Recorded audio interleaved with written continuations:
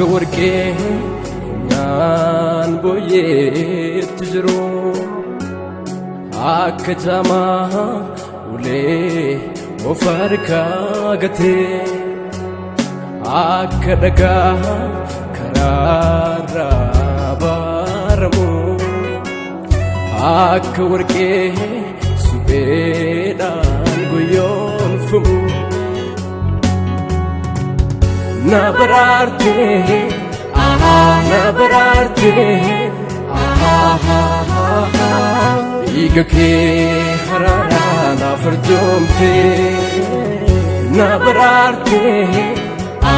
na baraartee Olicha Qaraani'oo sana naa taatee Olicha Qaraani'oo sana naa taatee dhiiga kee haraaraan naaf arjoomtee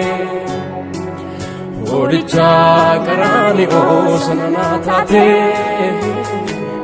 dhiiga kee haraaraan naaf arjoomtee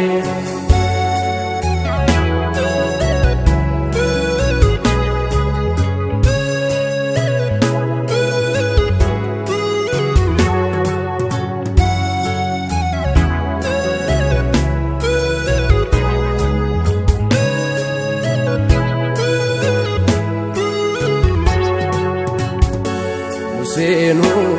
tullu siinaa tolba'ee abbaatti na fiduudhaaf abboomee fideetu dhufee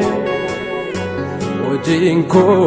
moofaa baarsaa taanaanii ani soo seera irraan kufee Yesuus garuu Golgootaa irratti tolba'ee abbaatti na araarsuuf yakka koo faarsaa ta'ee uffatee nama ta'ee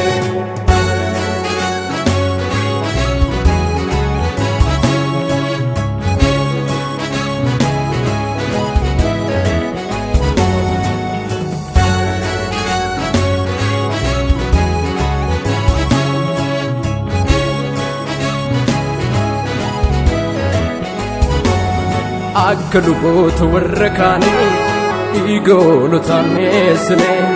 naaf arjoomee dhiiga ofiisaa Yesuus gatii koon xinneessinee waraanamee waraansa ulfaataa cinaacha isaa eebootti laatee dhaamsa waaqaa baatee naa dhufee harka cubbamootaatti ol laatee seera cabsitoota gidduutti naaf jedhee kan inni dhaabamee golgaa dhiiga isaatiin na golgee fayyuun koo ragaadhaan na goomee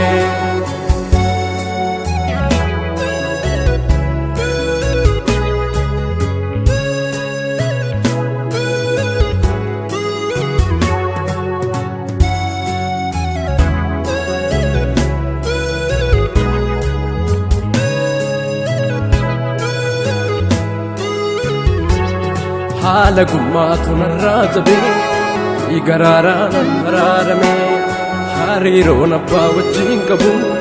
Yesuuseen naa jabeeffamee haala gummaatu narraa jabee dhiigaraaraan araaramee hariiroon abbaa wajjin qabu Yesuuseen naa jabeeffamee na haraarseera abbaatti na haraarseera